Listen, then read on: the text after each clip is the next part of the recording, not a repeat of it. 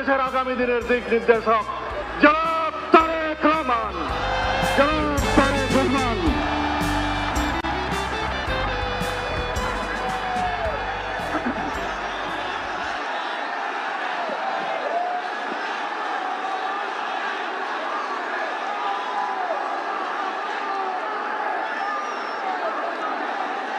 বিসমিল্লাহির রহমানির রহিম।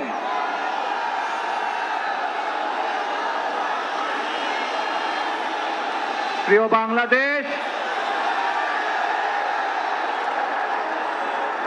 উপস্থিত প্রিয় মুরব্বীবর্গ, মঞ্চে উপস্থিত জাতীয় নেতৃবৃন্দ,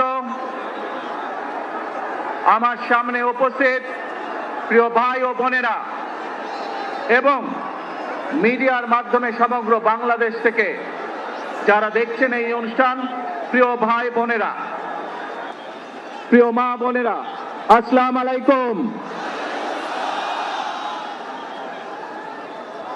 প্রিয় ভাই বোনেরা, আজ প্রথমেই আমি রব্বুল আলামিনের দরবারে হাজারো লক্ষ কোটি শুকরিয়া জানাতে চাই।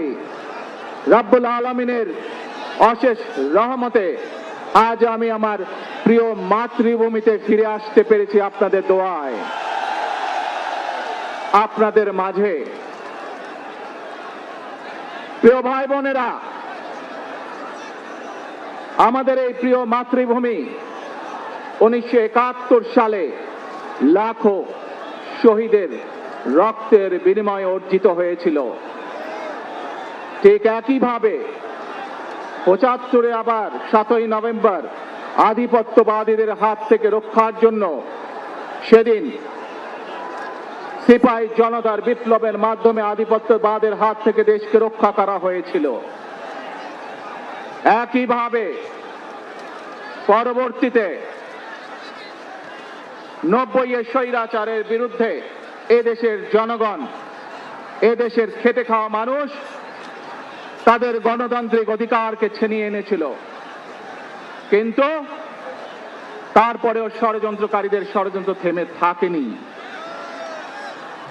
আমরা তারপর দেখেছি 2024 সালে, 71 সালে এই দেশের মানুষ যেমন স্বাধীনতা অর্জন করেছিল, 2024 সালে এদেশের ছাত্র জনতা সহ সর্বস্তরের মানুষ, কৃষক, শ্রমিক, গৃহবধূ, নারী, পুরুষ, মাদ্রাসার ছাত্র সহ দল মত নির্বিশেষে, শ্রেণী পেশা নির্বিশেষে সকল মানুষ সেদিন 2024 সালের 5ই আগস্ট এই দেশের স্বাধীনতা এবং সার্বভৌমত্বকে রক্ষা করেছিল। প্রিয় ভাই বোনেরা, আজ বাংলাদেশের মানুষ কথা বলার অধিকার ফিরে পেতে চায়। তারা তাদের গণতান্ত্রিক অধিকার ফিরে পেতে চায়। বাংলাদেশের মানুষ চায় তারা তাদের যোগ্যতা অনুযায়ী ন্যায্য অধিকার পাবে। প্রিয় ভাই বোনেরা, আজ আমাদের সময় এসেছে সকলে মিলে দেশ গড়ার। এই দেশে যেমন পাহাড়ের মানুষ আছে, এই দেশে একইভাবে সমতলের মানুষ আছে। এই দেশে মুসলমান, বৌদ্ধ, খ্রিস্টান, হিন্দু সহ বিভিন্ন ধর্মের মানুষ বসবাস করে। আমরা চাই সকলে মিলে এমন একটি বাংলাদেশ গড়ে তুলব আমরা, যেই বাংলাদেশের স্বপ্ন একজন মা দেখেন, অর্থাৎ একটি নিরাপদ বাংলাদেশ আমরা গড়ে তুলতে চাই। যে বাংলাদেশে একজন নারী, একজন পুরুষ, একজন শিশু যেই হোক না কেন, নিরাপদে ঘর থেকে বের হলে নিরাপদে ইনশাআল্লাহ ঘরে আবার ফিরে আসতে পারে। প্রিয় ভাই বোনেরা, এই দেশের জনসংখ্যার অর্ধেক নারী, 4 কোটিরও বেশি তরুণ প্রজন্মের সদস্য, 5 কোটির মতন শিশু, 40 লক্ষের মতন প্রতিবন্ধী মানুষ রয়েছেন, কয়েক কোটি কৃষক শ্রমিক রয়েছেন। এই মানুষগুলোর একটি প্রত্যাশা আছে এই রাষ্ট্রের কাছে, এই মানুষগুলোর একটি আকাঙ্ক্ষা আছে এই দেশের কাছে। আজ আমরা সকলে যদি ঐক্যবদ্ধ হই, আজ আমরা যদি সকলে প্রতিজ্ঞাবদ্ধ হই, তাহলে আমরা এই লক্ষ কোটি মানুষের সেই প্রত্যাশাগুলো পূরণ করতে পারি ইনশাআল্লাহ।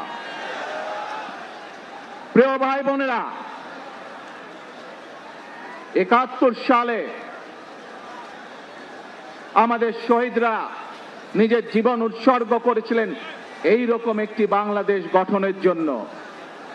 বিগত 15 বছর স্বৈরাচারের বিরুদ্ধে শত শত হাজারো গুম খুনের শিকার হয়েছে শুধু রাজনৈতিক দলের সদস্য নয়, নিরীহ মানুষও প্রতিবাদ করতে গিয়ে অত্যাচার নির্যাতনের শিকার হয়েছে, জীবন দিয়েছে। 2024 সাল মাত্র সেদিনের ঘটনা। কিভাবে আমরা দেখেছি আমাদের তরুণ প্রজন্মের সদস্যরা কিভাবে নিজের জীবন উৎসর্গ করেছে দেশের এই স্বাধীনতা এবং সার্বভৌমত্বকে রক্ষা করার জন্য। প্রিয় ভাই বোনেরা, কয়েকদিন আগে এই বাংলাদেশের 24 আন্দোলনের এক সাহসী প্রজন্মের এক সাহসী সদস্য ওসমান হাদিকে হত্যা করা হয়েছে। ওসমান হাদি শহীদ হয়েছে। প্রিয় ভাই বোনেরা, ওসমান হাদি চেয়েছিল এই দেশের মানুষের জন্য গণতন্ত্র প্রতিষ্ঠিত হোক, এই দেশের মানুষের গণতান্ত্রিক অধিকার প্রতিষ্ঠিত হোক, এই দেশের মানুষ তাদের গণতান্ত্রিক এবং অর্থনৈতিক অধিকার ফিরে পাক। আজ 24 আন্দোলনে যারা শহীদ হয়েছেন, ওসমান হাদি সহ 71 যারা শহীদ হয়েছেন, বিগত স্বৈরাচারের সময় বিভিন্নভাবে খুন গুমের শিকার হয়েছেন, এই মানুষগুলোর রক্তের ঋণ যদি শোধ করতে হয়, আসুন আমরা আমাদের সেই প্রত্যাশিত বাংলাদেশ গড়ে তুলব, যেখানে আমরা সকলে মিলে কাজ করব, যেখানে আমরা সকলে মিলে আমাদের প্রত্যাশিত বাংলাদেশকে গড়ে তুলব। প্রিয় ভাই বোনেরা, বিভিন্ন আধিপত্যবাদ শক্তির গুপ্তচরেরা বিভিন্নভাবে ষড়যন্ত্রে এখন লিপ্ত রয়েছে। আমাদেরকে ধৈর্যশীল হতে হবে, আমাদেরকে ধৈর্য ধারণ করতে হবে। বিশেষ করে তরুণ প্রজন্মের যে সদস্যরা আছেন, আপনারাই আগামী দিন দেশকে নেতৃত্ব দিবেন, দেশকে গড়ে তুলবেন। এই দায়িত্ব তরুণ প্রজন্মের সদস্যদেরকে আজ গ্রহণ করতে হবে, যাতে করে এই দেশকে আমরা সুন্দরভাবে গড়ে তুলতে পারি। শক্ত ভিত্তির উপরে গণতান্ত্রিক ভিত্তি, শক্তিশালী অর্থনৈতিক ভিত্তির উপরে যাতে এই দেশকে আমরা গড়ে তুলতে পারি। প্রিয় ভাই বোনেরা, আমার সাথে আজকে মঞ্চে এখানে বহু জাতীয় নেতৃবৃন্দ বসে আছেন। আসুন আজকে আমরা দুহাত তুলে আল্লাহর দরবারে দোয়া করে আল্লাহর রহমত আমরা চাই। যে সকল জাতীয় নেতৃবৃন্দ এই মঞ্চে আছেন, মঞ্চের বাইরে যে সকল জাতীয় আরো নেতৃবৃন্দ আছেন, আমরা সকলে মিলে এই দেশকে নেতৃত্ব দিয়ে আমাদের বাংলাদেশের জনগণের প্রত্যাশিত সেই বাংলাদেশকে আমরা গড়ে তুলতে চাই। আমাদেরকে যে কোনো মূল্যে আমাদেরকে এই দেশের শান্তি শৃঙ্খলা রক্ষা করতে হবে। যে কোনো উস্কানির মুখে আমাদেরকে ধীর শান্ত থাকতে হবে। প্রিয় ভাই বোনেরা, আমরা দেশের শান্তি চাই, আমরা দেশের শান্তি চাই, আমরা দেশের শান্তি চাই। প্রিয় ভাই বোনেরা, মার্টিন লুথার কিং নাম শুনেছেন না আপনারা? নাম শুনেছেন তো আপনারা? মার্টিন লুথার কিং, তার একটি বিখ্যাত ডায়লগ আছে, আই হ্যাভ এ ড্রিম। আজ এই বাংলাদেশের মাটিতে দাঁড়িয়ে আপনাদের সকলের সামনে আমি বলতে চাই, বাংলাদেশ জাতীয়তাবাদী দলের একজন সদস্য হিসাবে আপনাদের সামনে আমি বলতে চাই, I have a plan for the people of my country, for my country. আজ এই পরিকল্পনা দেশের মানুষের স্বার্থে, দেশের উন্নয়নের জন্য, দেশের মানুষের ভাগ্যের পরিবর্তনের জন্য যদি সেই প্ল্যান, সেই কার্যক্রম, সেই পরিকল্পনাকে বাস্তবায়ন করতে হয়, প্রিয় ভাই বোনেরা, এই জনসমুদ্রে যত মানুষ উপস্থিত আছেন, এই সারা বাংলাদেশে গণতন্ত্রের শক্তি যত মানুষ উপস্থিত আছেন, প্রত্যেকটি মানুষের সহযোগিতা আমার লাগবে। প্রত্যেকটি মানুষের সহযোগিতা আমাদের লাগবে। আপনারা যদি আমাদের পাশে থাকেন, আপনারা যদি আমাদেরকে সহযোগিতা করেন, ইনশাআল্লাহ আমরা I have a plan বাস্তবায়ন করতে সক্ষম হব। আসুন আমরা আল্লাহ রব্বুল আলামিনের দরবারে হাত তুলে প্রার্থনা করি, আমরা যেন, হে রব্বুল আলামিন, হে একমাত্র মালিক, হে একমাত্র পরওয়ারদিগার, হে একমাত্র রহমত দানকারী, হে একমাত্র সাহায্যকারী, আজ আপনি যদি আমাদেরকে রহমত দেন, তাহলে আমরা এই দেশের মানুষ কঠোর পরিশ্রম করার মাধ্যমে আমাদের প্রত্যাশিত বাংলাদেশকে গড়ে তুলতে পারবো। আজ যদি আল্লাহর রহমত এই দেশ এবং এই দেশের মানুষের পক্ষে থাকে, আল্লাহর সাহায্য, আল্লাহর দয়া এই দেশের মানুষের উপরে, এই দেশের উপরে থাকে, ইনশাআল্লাহ আমরা আমাদের প্রত্যাশিত বাংলাদেশ গড়ে তুলতে সক্ষম হব। প্রিয় ভাই বোনেরা, আজ আসুন আমরা সকলে মিলে প্রতিজ্ঞা করি, আমরা সকলে মিলে প্রতিজ্ঞা করি যে ইনশাআল্লাহ আগামী দিনে দেশ পরিচালনার দায়িত্বে যারা আসবে, আমরা সকলে নবী করিম সাল্লাল্লাহু আলাইহি সাল্লামের যে ন্যায়পরায়ণতা, সেই ন্যায়পরায়ণতার আলোকে আমরা দেশ পরিচালনার সর্বোচ্চ চেষ্টা করব।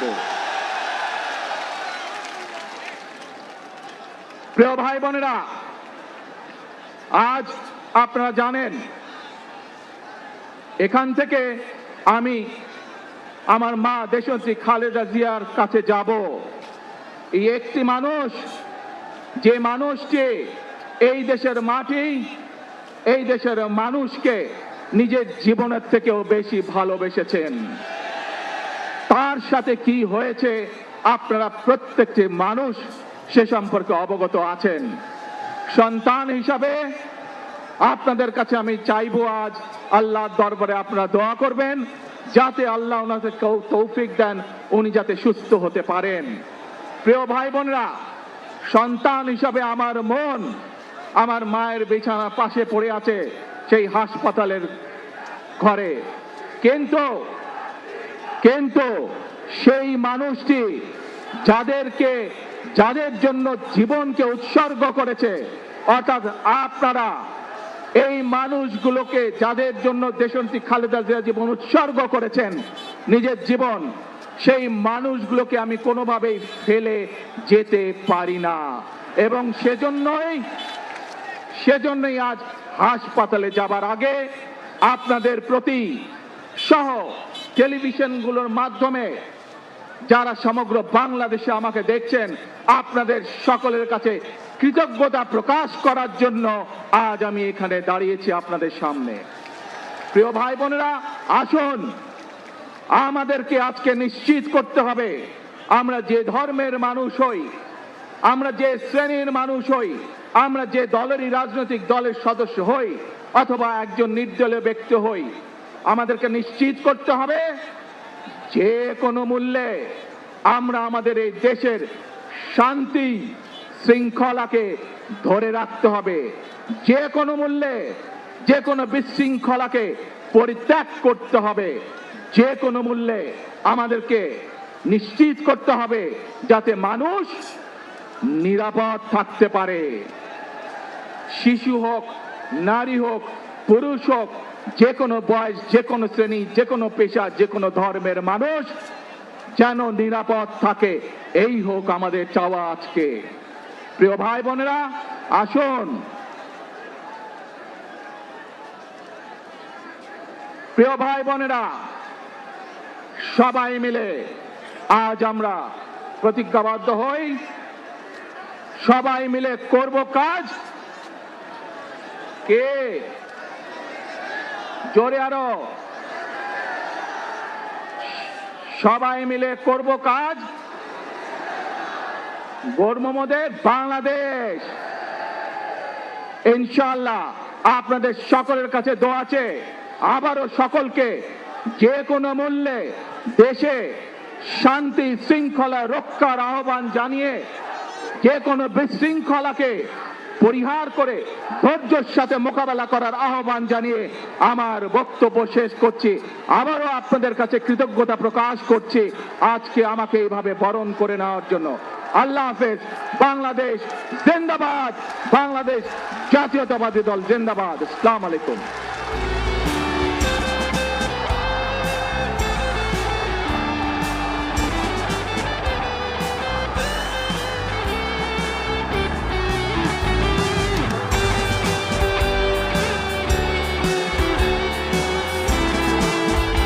আমরা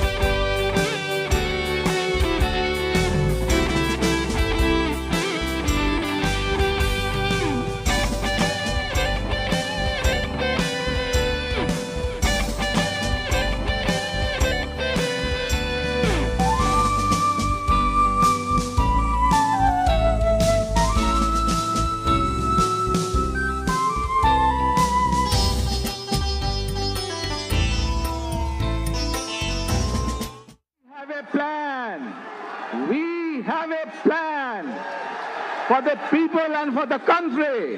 ইনশাআল্লাহ আমরা সেই প্ল্যান বাস্তবায়ন করব। আল্লাহ হাফেজ।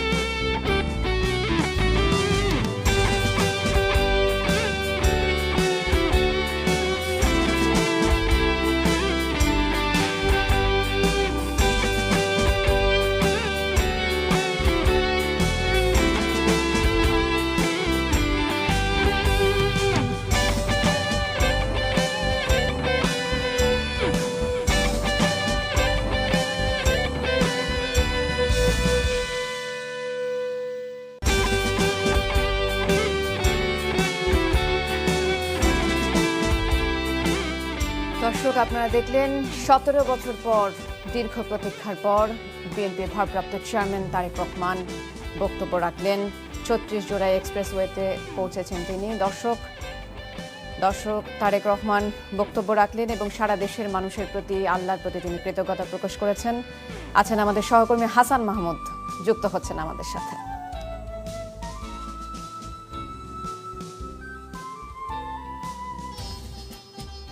হাসান রহমান এই সভামঞ্চে তার বক্তৃতা শেষ করেছেন। সংক্ষিপ্ত একটা বক্তৃতা তিনি দিয়েছেন এবং তার পুরো বক্তব্য জুড়ে দেশবাসীর প্রতি প্রথমে তো তিনি ধন্যবাদ জানিয়েছেন।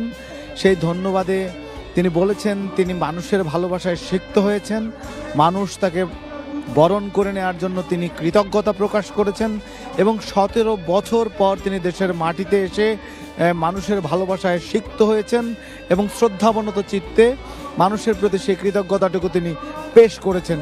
এবং তিনি বারবার একটি কথা বলেছেন যে দেশের বর্তমান যে প্রেক্ষাপট তাতে শান্তি শান্তি এবং শান্তি প্রতিষ্ঠা করতে হবে। যে কোনো পরিস্থিতিতে, যে কোনো বিশৃঙ্খল পরিস্থিতিতে সবাইকে ধৈর্য ধরার আহ্বান জানিয়েছেন। বারবার তিনি বলেছেন, তিনবার করে তিনি শান্তি শব্দটি উচ্চারণ করেছেন। তিনি বলেছেন অধৈর্য হওয়ার কোনো কারণ নেই, যে কোনো বিশৃঙ্খল পরিস্থিতি হোক না কেন সবাই যাতে শান্তি ধারণ করে, শান্তি এবং ধৈর্য ধারণ করে সময়গুলো অতিক্রম করার তিনি বারবার তাদের কাছে, প্রিয় দেশবাসীর কাছে অনুরোধ জানিয়েছেন। এবং তিনি মঞ্চে উঠেই বলেছেন প্রিয় বাংলাদেশ। এবং এই সম্বোধনটি তিনি আসলেই 17 বছর পর তার যে আবেগ, তার যে অনুভূতি দেশের প্রতি, প্রিয় মাতৃভূমির প্রতি তার যে ভালোবাসা, সেই ভালোবাসাটিরই প্রকাশ পেয়েছে। তিনি সম্বোধন করেছেন প্রিয় বাংলাদেশ বলে। এবং এই তারেক রহমান তার এই সংক্ষিপ্ত বক্তৃতায় স্বদেশ প্রত্যাবর্তন সভামঞ্চে তিনি যে বক্তব্যটুকু রেখেছেন তাতে তিনি বারবার এই বার্তায় বলেছেন যে তার একটা পরিকল্পনা রয়েছে, তাদের একটা পরিকল্পনা রয়েছে। এবং তিনি সেটি বলেছেন, I have a plan, we have a plan.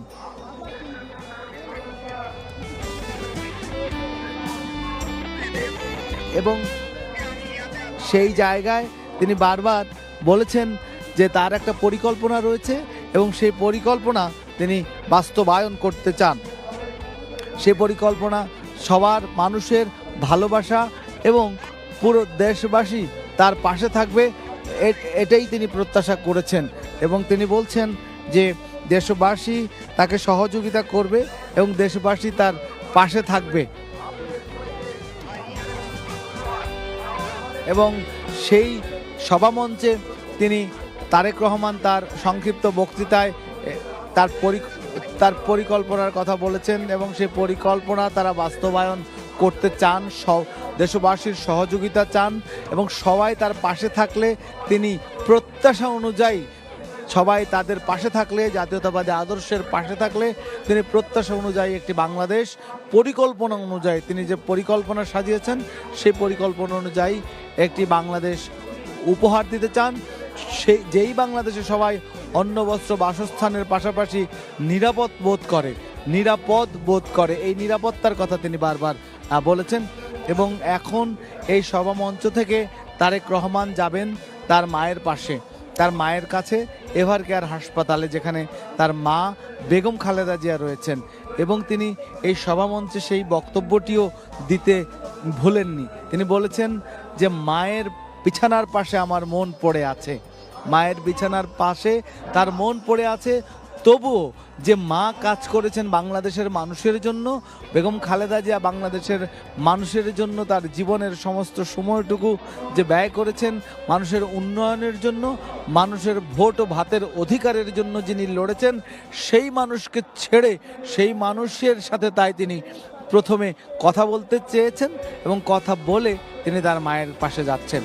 অর্থাৎ মা যাদের জন্য কাজ করেছে, যে জনগণ, বাংলাদেশের মানুষ, সেই বাংলাদেশের মানুষের কাছে তাই তিনি প্রথমে অ্যাড্রেস হয়েছেন।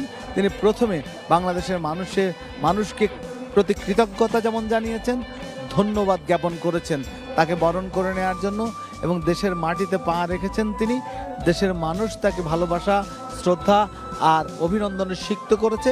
সেই কৃতজ্ঞতাটুকু জানিয়ে তিনি এখন আবার চলে যাবেন এভার কেয়ার হাসপাতালে। সেখানে তিনি তার মায়ের সাথে মায়ের শারীরিক অবস্থার খোঁজ নেবেন এবং তার মায়ের চিকিৎসার খোঁজ খবর নেবেন, মায়ের সাথে কথা বলবেন। এবং বেগম খালেদা জিয়া অসুস্থ এবং শয্যাশায়ী, আমরা জানি, সবাই জানি এবং আপনারা জানেন। তো সেইখানেই তিনি কিছুটা সময় অতিক্রম করবেন এবং মায়ের সাথে কথা বলবেন। আমরা দেখেছি যে মঞ্চ থেকে ইতিমধ্যেই তারেক রহমান মঞ্চ থেকে নেমে গেছেন এবং তিনি আবারও গাড়িতে উঠবেন। কিন্তু এই মঞ্চ থেকে গাড়ির যে দূরত্ব, সেই দূরত্বের মধ্যে যে বিপুল সংখ্যক নেতাকর্মী, সেই ভিড়, চাপ এবং মানুষের ভালোবাসা সব কিছুই যদি বলি, সেটা সামলে গাড়ি পর্যন্ত উঠতেও তার আসলে কয়েক মিনিট লেগে যাবে। আমরা দেখতে পাচ্ছি গাড়িটি দাঁড়িয়ে আছে এবং সেই গাড়ির মধ্যেই তিনি হয়তো কিছুক্ষণের মধ্যে চড়বেন। সেই গাড়িতে চড়ার পর গাড়িটি হয়তো ছেড়ে দেবে, আবার এভার কেয়ার হাসপাতালে তিনি যাবেন। তবে এই সময়টাও খুব লম্বা সময় হবে বলে মনে করা হচ্ছে, কারণ সভা ভেঙেছে। নেতাকর্মীরা যারা এখানে দূর দূরান্ত থেকে গতকাল রাত থেকে আছেন, কেউ দুপুরে যুক্ত হয়েছেন, কেউ সকালে যুক্ত হয়েছেন, কেউ ভোরে, কেউ গতকাল রাতে, সেই নেতাকর্মীরা সভামঞ্চের চারপাশে যারা ছিল তারা আস্তে আস্তে বাড়ি ফিরতে শুরু করেছে বা তাদের সভামঞ্চ ত্যাগ করতে শুরু করেছে, যার কারণে এইখানে এক ধরনের বড় জটলা তৈরি হচ্ছে, অর্থাৎ এক ধরনের জট তৈরি হবে। কারণ সবাই, এত বিপুল সংখ্যক মানুষ এখানে উপস্থিত রয়েছে, তারা বেরিয়ে যেতে যে যার পথে বেরিয়ে যাবার সময়ও এক ধরনের জনজটলা, মানুষের জটলা তৈরি হবে। সেইটার ভেতর দিয়ে আবার তারেক রহমানের গাড়িও বের হবে। তো সব মিলিয়ে এইটা একটু সময় কিছুটা লেগে যাবে এবং মানুষ কিন্তু দলে দলে কিন্তু আস্তে আস্তে বাড়ি, সভামঞ্চ থেকে বাড়ি ফেরার পথে বা যে যার গন্তব্যের দিকে, যেখান থেকে যাবেন বা যেখানে যাবেন গন্তব্যের দিকে কিন্তু মানুষ যাওয়া শুরু করেছে। এবং